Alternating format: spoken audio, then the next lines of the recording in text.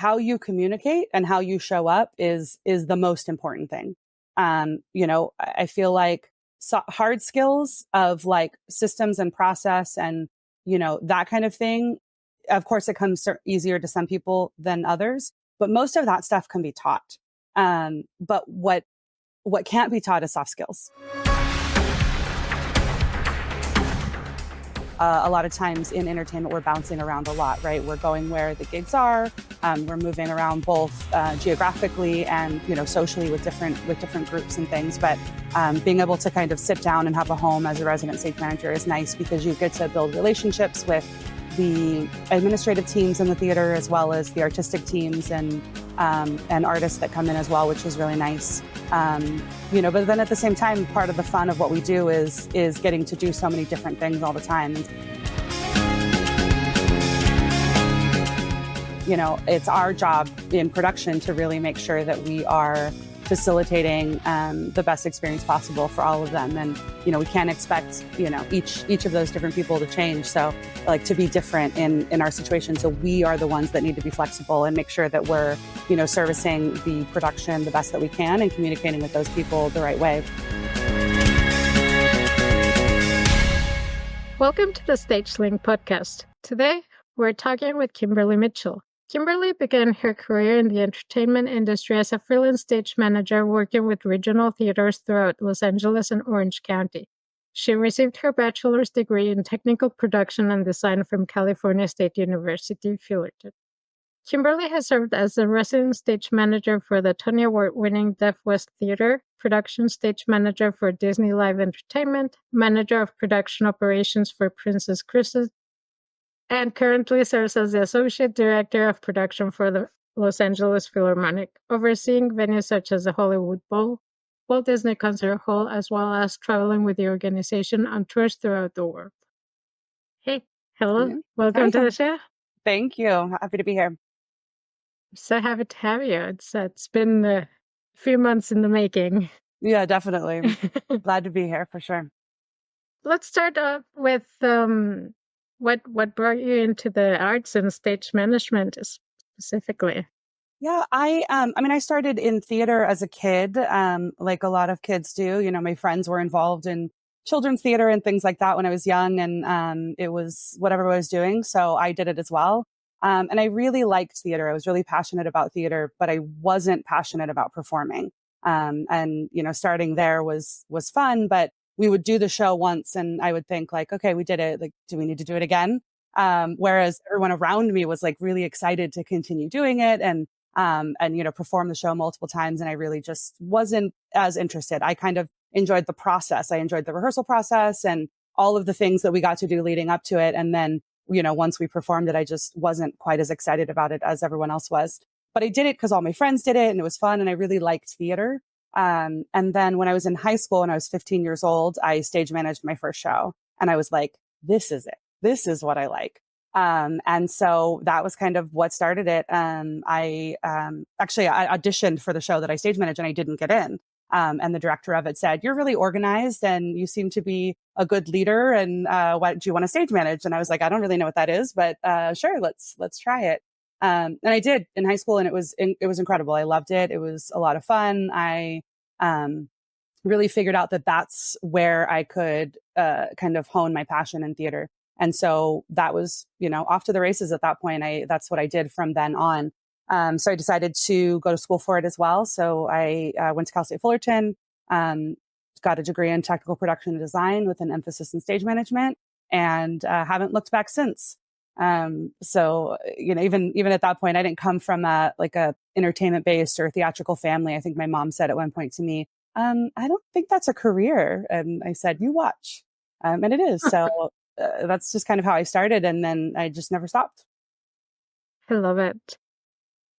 And how do you see the difference between being stage manager and resident stage manager, production stage manager, deputy stage manager, general stage manager? Yeah, a lot of words for a lot of the same things. Obviously in different parts of the world, use different terms and things. But, as far as resident stage manager, it's kind of, for me I was the stage manager there. So every show that we did, I did all of the shows for the time that I was with Deaf West. And then we would bring in additional support as far as, assistant stage managers and crews and things. And the nice thing about that was really getting to kind of create a home. A lot of times in entertainment, we're bouncing around a lot, right? We're going where the gigs are.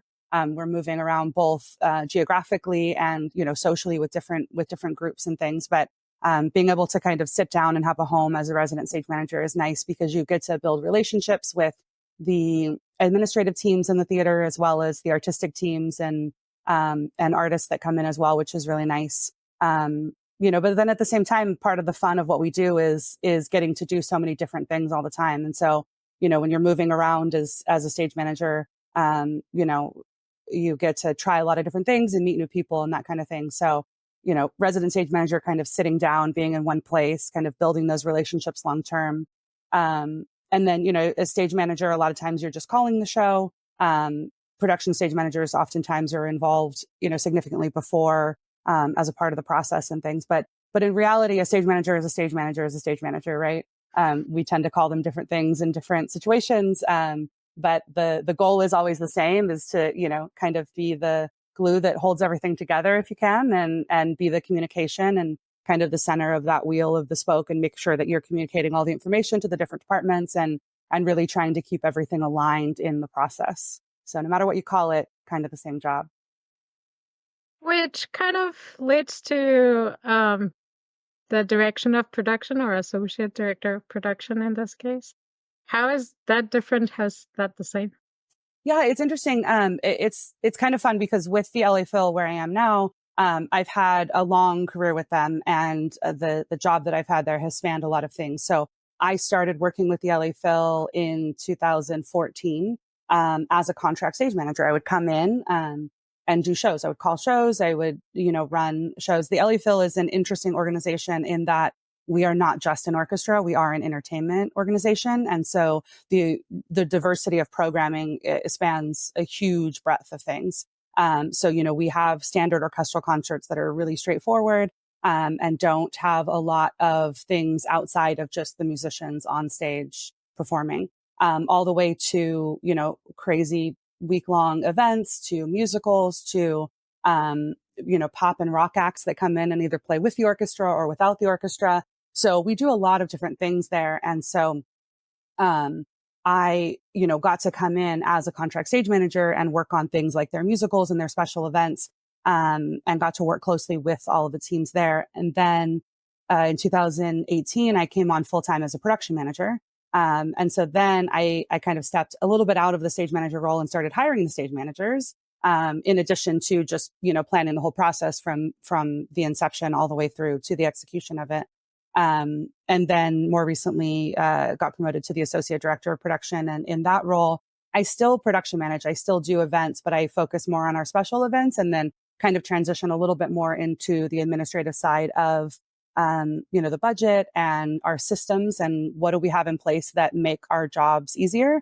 Something as simple as 4 years ago, the orchestra goes on tour. 4 years ago, they were filling out paper forms, like handwriting things in, and someone was having to read all that and put it into a travel matrix and sort through it all.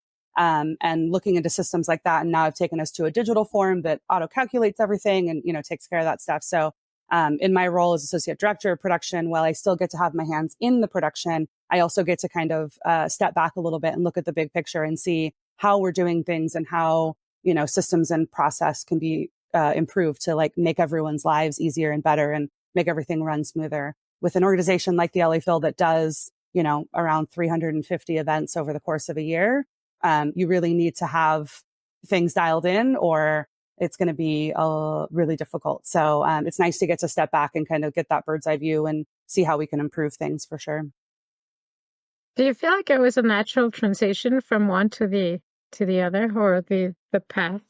Yeah, stage management to production management, absolutely. That was a very easy, logical transition. A lot of stage managers, start in the industry in that realm and then move into production management. The two positions need a lot of the same skills. While the jobs are different, it has a lot of the same elements, communication, flexibility, organization, the ability to work with and communicate with people, and all types of different personalities obviously are really important in both stage management and production management. So that was a really easy transition. And I feel like a lot of people do that. Going into the, kind of director, associate director role, is a little bit different. One, I'm slightly more hands off than I used to be with, the productions as a whole, especially the ones that I'm not doing. We have multiple production managers in the organization. And so we all don't do everything, so that one was a little bit different. And in addition, that going into kind of the more administrative world and having, more interactions, obviously the LA Phil is a nonprofit organization that has, an entire suite of executives. And in my role now, I work a lot closer with the executives. And so that's a slightly different thing than, being boots on the ground with the artist and the designers and the, creative teams. So slightly different, but the through line for me worked. And I've always really liked, the administrative side of what I did as a production manager. I like spreadsheets and I like organization and I like systems. So for me, it made a lot of sense, but I can see where that transition would be a little bit difficult for some other stage managers or production managers in the industry. But I definitely think stage manager to production manager makes perfect sense. And so many people make that transition. Well, you have been talking a little bit about the LA Phil. And a big fan here. So, as you know. I do. Could you explain a little bit about the mission, the goals, what makes it special to our audience? Yeah, absolutely. The LA Phil is, recognized as one of the best organizations, best orchestras in the world. We have, a long history of really successful programming, both in the orchestral world and also making sure that we are, bringing in other forms of entertainment and integrating that with the orchestra to really kind of stay current with today. Something that a lot of people that are outside of the classical music world, they look at that and they just kind of see an antiquated form. And they don't necessarily realize just how integrated into modern culture classical music is, the same types of people who are composing the classical music that you hear are the same kind of people who are composing the music scores, for movies. Right. And if you don't have a music score for a movie, the movie loses so much, right? Like I've seen videos in times where they play scenes from movies, and they take out the score, and it's crazy how much it affects it, and people don't even realize it. So I think that something that the LA Phil is really good at doing is kind of trying to bridge those worlds. Obviously we play, just this past week, I just did a concert with, Zuba Mehta, who is our conductor emeritus, who used to be the music and artistic director of the LA Phil. And he is now, he's quite late in his career. He's accomplished a lot. And we did Mozart Under the Stars, right? We're doing old Mozart music that is very classic. And there's a certain niche of people, that like that. But then the week right before that, we did Maestro of the Movies, which is a concert celebrating John Williams music. John Williams is the same, age and experience level as Zubin and very different careers, right? Like John has done the scores to some of what is the world's most recognizable movies and recognizable scores, right? And so to be able to do something that's so different, right? Classical Mozart music and John Williams just a week apart, right? And then last night we did a concert that was celebrating the music of Bublé and Schoenberg. So Les Mis, Miss Saigon, musical theater type music, right? And so that's something that the LA Phil is really great at, is keeping program diverse, which means that we have audiences that span a huge breadth of people. There are some orchestras in the world that just kind of do that classical side of things, and their audience is one set of people. But the LA Phil is really great at kind of expanding that and making sure that we're reaching all sorts of things. And in addition, we have a huge new music program for new composers. We're doing new works. We have an entire Green Umbrella series, where we celebrate new composers and new works that are being done. We do a festival every year called Noon to Midnight that is all new music, and from noon until midnight in one day in 5 or 6 areas in our venues, music is happening constantly, and it's all geared towards new music. So the LA Phil is really celebrated for that, for being able to kind of reach a lot of different audiences and show the power of music and entertainment in general to so many different types of people. And that's why I like it there. I get to do so many different things. I'm not, pigeonholed into one type of thing. I get to do so many different things, which is great. And I also feel like, for what I have seen, the LA orchestra, the LA Phil, the orchestra itself is one of the most diverse I've seen. That doesn't mean that I've seen all the orchestras in the world. But it did strike me how diverse was, like, once you sit in front of them, it's like, hey, this doesn't look all the same. Yeah. Yeah, absolutely. We have over 100 full-time musicians in the orchestra.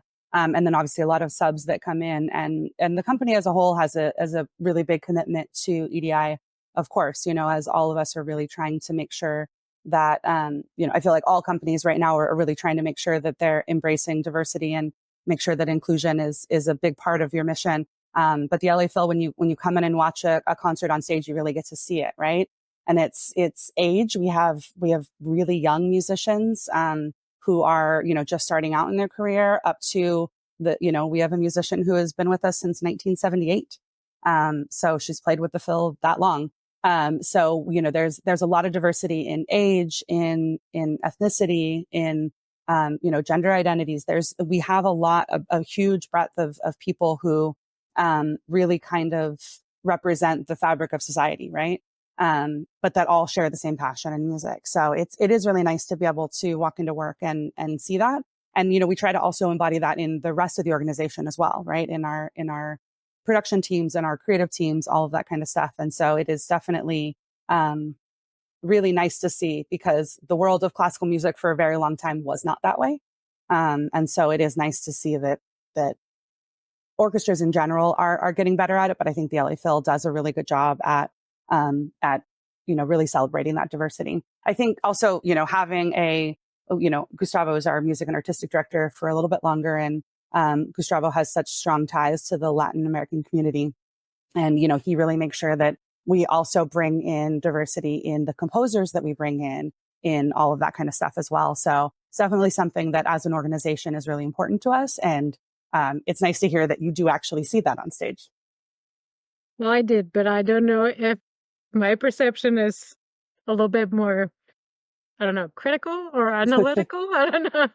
But I did see it. And another of my favorite things about the LA Phil is the way, I don't know if it's Gustavo's doing, Dudamel doing, or it's the ethos of the orchestra, but how there's also this integration with popular music, like bringing just pop rock like artists, and then integrating them somehow to this repertoire most of the time, if not always, with the orchestra, which really covers most of like all the genres in music, and how that, I feel like it's a true homage to music. Yeah. The LA Phil.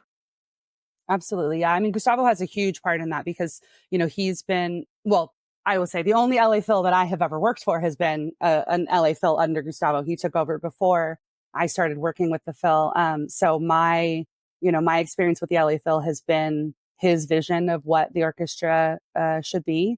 But yeah, absolutely. He has, very outwardly expressed that passion for bridging all types of genres of music, and from bringing in pop artists to play with the orchestra, to the LA Phil playing at the Oscars, to the LA Phil playing with these artists and things. And so he has definitely a big passion for that. Education is his other huge passion. So being able to bring students in and give them the opportunity to work with these really talented musicians in the Phil, and also work with these artists as well. We're doing we've done concerts in the past where we'll have a pop act playing with the orchestra, and then we bring the students into play as well. So like we just did a tribute to Henry Mancini a few weeks ago, and we had Michael Bublé and Cynthia Erivo singing with us, and then we also brought the students in.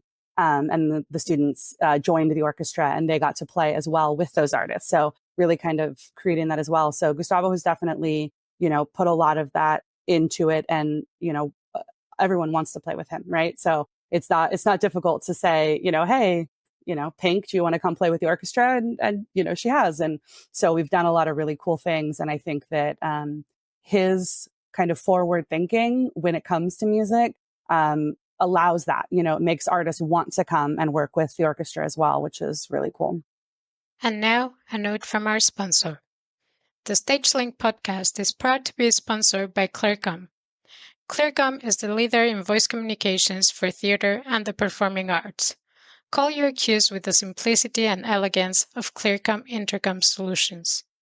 You can find them at clearcom.com. Go check them out. Yeah, that's definitely not a given that any musician would say, yes, I'm going. Yes, I'd like to do so. Right. Yeah, there's a reason that it happens a little bit here and there, but I feel like you don't hear it quite as much as you do with the Phil. And I think, it's a tribute to how incredibly talented the orchestra is and how passionate Gustavo is about, doing those things. And then in addition, we always make sure that we put a ton of emphasis on the production value of things and making sure that everything is supported so that we're providing the best show possible. And I think that artists see those things, and then want to be there for sure. Love it. Do you feel like there's a difference when you're working with different kind of musicians, if it's only the orchestra, or if you have like conductors that are acting as guests, or if you have the composer present, or if you have pop stars or just students? Is there a difference? Yeah, absolutely. I mean, we as in the production department, we have to be chameleons because, you have to communicate in different ways. The different artists that come from different genres or from just different areas have different needs. They communicate differently. They, have different ways of doing things. So, it's our job in production to really make sure that we are facilitating the best experience possible for all of them. And, we can't expect, each of those different people to change. So like to be different in our situation. So we are the ones that need to be flexible and make sure that we're, servicing the production the best that we can and communicating with those people the right way. But absolutely, classical musicians tend to, orchestral musicians in general tend to, be very, very different than a pop act when they come in, and then obviously, students and, we have a lot of composers that are around. We commission a lot of work. So we work with a lot of composers who obviously are going to be really specific about what's happening with their music. And it's really important that everyone feels like they are heard and everyone feels like their needs are being met, and that it's not like, well, you don't really matter. What I need to worry about is the orchestra, or you don't really matter. What I need to worry about is this pop star that's on stage. So it's really important that everyone is heard and that their needs are valued and taken care of. And that falls mostly on production. So, we have to be really, really flexible and trying to make sure that we're working on all of that really well and make sure that everyone leaves feeling good, leaves feeling like their piece of the art was highlighted, their piece of the art was taken care of, it was valued and, serviced in the way that it needed to be. So interesting. But at the end, it's also being human and just being a leader, right? Yeah, absolutely. Absolutely. It's the same kind of idea that you need in your daily life, just kind of like on an amplified scale, right? Skills that if we all did that with each other in daily life, the world would be a better place for sure. Do you actually think it permeates to your daily life, your personal life? I think so. I think that I definitely, approach things in a similar way to the way that I approach work. Like, right, my personality is my personality. All of us are a little different, right? And so I think I am very much a person who is the same person at work as I am outside of work. And so, I think that those skills that I use within my professional life definitely help me in my personal life as well. Yeah, I think I'm a little bit more extroverted when it comes to work because I have to be. It's my job. Like, I'm trying to facilitate everything. I think when it comes to my personal life, I'm a little bit more introverted. But I do try to, make sure that those qualities, interact with each other in both sides of life, and hopefully one helps the other too. Beautiful. makes me think, because we've been talking for a little bit specifically about the LA Phil, but you also work for Princess Cruise Lines, and you did just theater. Um, and then how can I structure my thoughts? The way, like the scope of the organizations and the kind of people you deal with to an extent is different, or Mhm. is it so? Yeah, definitely. Definitely. I think that, I have spent a lot of time in what people would consider kind of like corporate entertainment, right? I worked for Disney. I worked for two different cruise lines. I have done a lot of that kind of like corporate entertainment world where it's not just like a theater where you're making art, right? Like you work in like a small theater locally and it's just about making art, right? But then you work in these companies that are big corporations where it's also, about making a profit and it's about, a mass audience that you have to appeal to. And then with some of them, like specifically Disney, there's so much, keeping things in line with the brand and making sure that everything aligns. And so, it is really different. And so it's, you kind of have to function differently in all those things, but then obviously take things that you've learned from one to the other. Um, so it is a really kind of different thing. I'm not sure if I actually answered your question though. Well, I don't know if I even like structured it properly, but I think yes.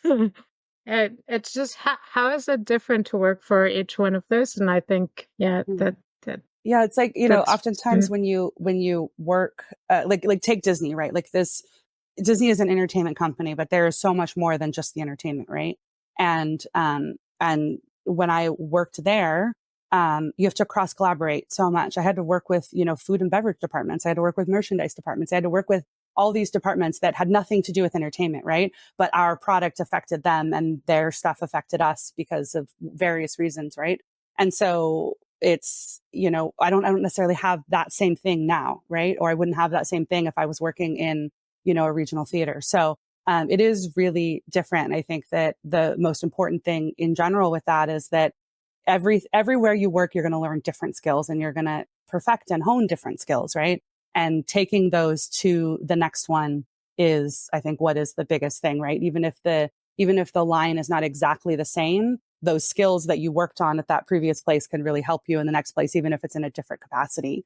But yeah, I think depending on what kind of work you're doing, even though what I was doing was production work in all those different places, super different depending on where I was and what you had to deal with. And then you go to cruise ships, right? Where you're out in the middle of the ocean and you don't have the resources that you have and you have to figure things out, right? And so, yeah, it's super different. I think I've been really fortunate in my career to do the same kind of work in a lot of very different environments, which I think hopefully has made me a more well-rounded production person as a whole, because things are really, really different depending on where you're doing them.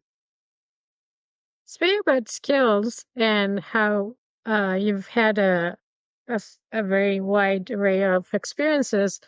Do you still hire? Is that Mhm. so? How does that influence when you're hiring, and what would be like some sort of advice of people that are either hiring or looking like Yeah. it's a weird thing to hire people. Yeah, for sure. I think that for me, um, how you communicate and how you show up is the most important thing. I feel like hard skills of like systems and process and that kind of thing. Of course, it comes easier to some people than others, but most of that stuff can be taught. But what can't be taught is soft skills, right? Like the way that you communicate with people, the type of leader that you are, because, even if as a stage manager, as a production manager, even if you're not at like the top of the org chart, right? You are a leader, like you are leading teams of people and you need to function as such. And so, the soft skills of communication and flexibility and the way you approach problems and the way that you deal with difficult personalities, for me, that is what's most important. Because, I want you to be organized. I want you to be able to do the things that you need to do. But I've met a lot of people who can do those things really well, but I would never want to put them in a room full of people and ask them to be a leader. So for me, that's what I'm always looking at first. I'm always looking at how do you communicate? How do you present yourself? How do you express yourself? How do you deal with difficult situations? When you're frustrated because nothing's going right, how do you react? And that is so important because as you know, as the production manager, as the stage manager in the room, I feel like I set the tone. So if I'm frantic and if I'm angry and if all of that is coming out, then I'm setting the tone for the room. I'm setting the tone for everything that's happening. I'm telling everyone else it's okay to blow your top or to, get upset or get frustrated and let those emotions like come out in a negative way. Of course, it's okay to express your emotions, but in a negative way or in a way that negatively impacts other people. And so I want to make sure that I am always the most even keel person in the room. That's always my goal, right? And I want to work with people that have that same kind of mindset. I want to hire people that have that same kind of mindset because we all get frustrated, but how you portray that and how you take that out or don't take that out on the team that you're working with is hugely important. Everything else I can help you learn. I worked for a couple years. I worked at an arts high school. There's a really big art school in Orange County called Orange County School of the Arts. And they opened a sister school in LA and asked me to come and help set up the production and design conservatory. And so this is a 7th through 12th grade school. The kids go to regular classes, like their normal classes during the day, and then they do 3 hours of conservatory classes after school. And there's conservatories for acting and visual arts and dance and music and all sorts of things. And I ran the production and design conservatory. And, kids at 7th grade to high school level may not necessarily have like come in and learned how to do production. They don't necessarily know how to program a lighting console. They don't know how to build a set, right? That all can be taught. But what can't be taught is, it can, but like what is harder to teach is what I should say is the teamwork and the collaboration and the communication and the working under pressure. And so when the kids would come to the informational, kids and parents would come to the informational sessions for the school, that's what I always said. I can teach you all that other stuff. I don't care if you know how to program lights. I can teach you how to do that. What I want to know is that you want to work as a part of a team. You want to collaborate. You want to, build other people up and not, be that person in the room that no one wants to be around. So I think that, when I'm looking at hiring people, that's most important for me. And obviously I'd like you to have some of those skills that are necessary to what we do. But you could have all those skills in the world and you could be a terrible communicator and I have no desire to work with you.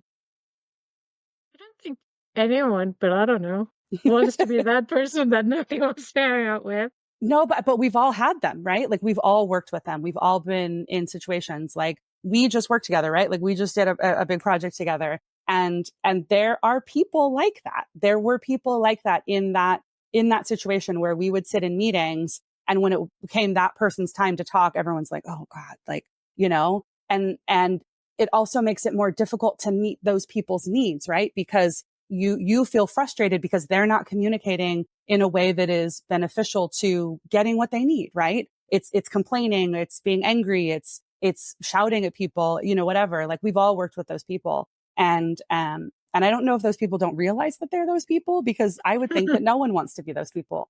But we've all had those situations, and so if I can try to, fill the team with people who are not that way, who, are good to work with, that want to collaborate, then I think that it tends to be a better environment for everyone.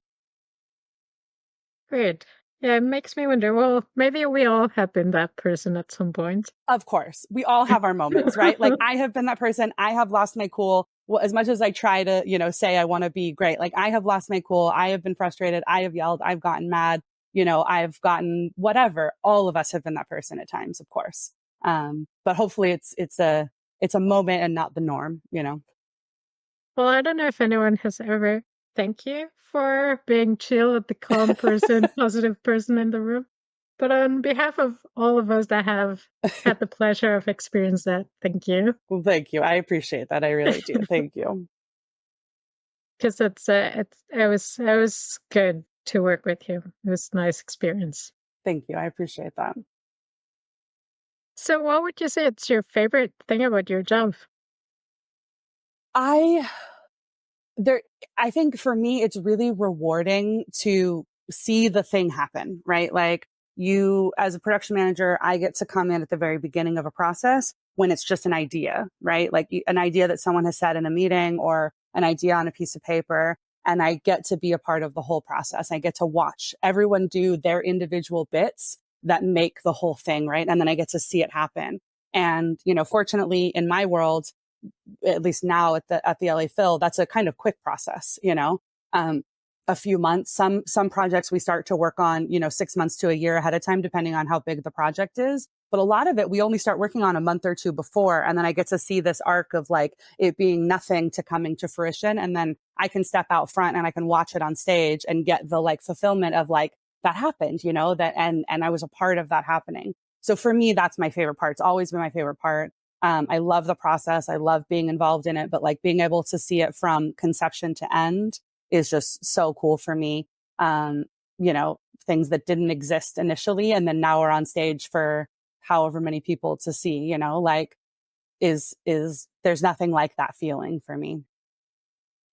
Great. I think I agree with the feeling. So it's so wonderful.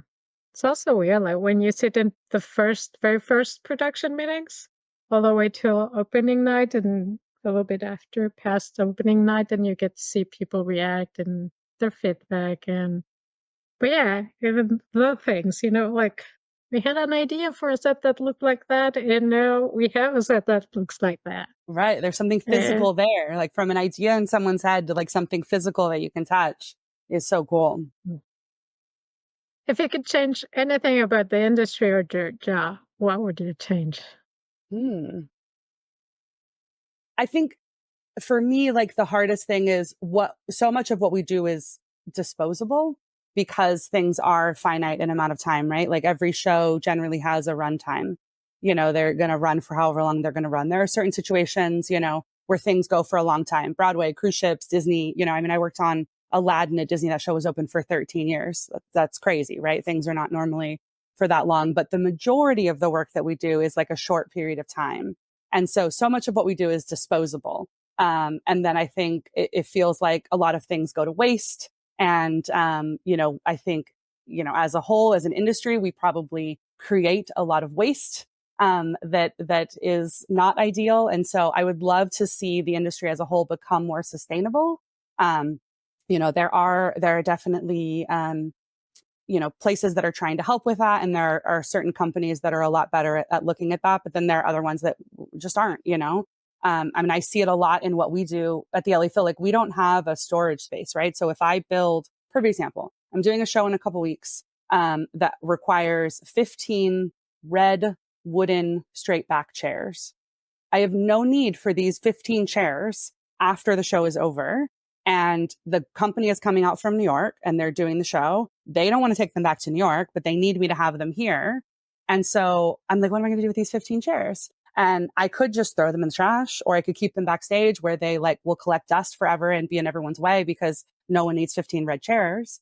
But instead, we're going to donate them to a college, right? And so the college is going to use them and they can repaint them and they can do whatever they want with them. So I would love for just in general, the entertainment world to become more sustainable if possible. Because I think that obviously a lot of work needs to be done in general, with sustainability, but I feel like we are a really big industry and we produce a lot of waste. So I would love for us to think of ways that in all things, in obviously lighting has gone a lot more LED. So we're consuming less energy there. But just between the things that we produce, costumes, sets, soft goods, like all the different things that we produce to do our shows, that often then only get used then. So I'd love to see more sustainability in the entertainment industry as a whole. Well, thank you very much, Kimberly. It's been amazing, like always, starring to you and gossiping, or not really gossiping, learning more about the LA Phil. I definitely look forward to the day the orchestra decides to include some circus and see what comes out of it. That would be great. That could be a lot of fun for sure. The music lends itself to it very well. So that could be a lot of fun. But thank you. I'm so happy to be here and happy to chat with you. And it's been a lot of fun. So thank you for asking me to do this. Thank you.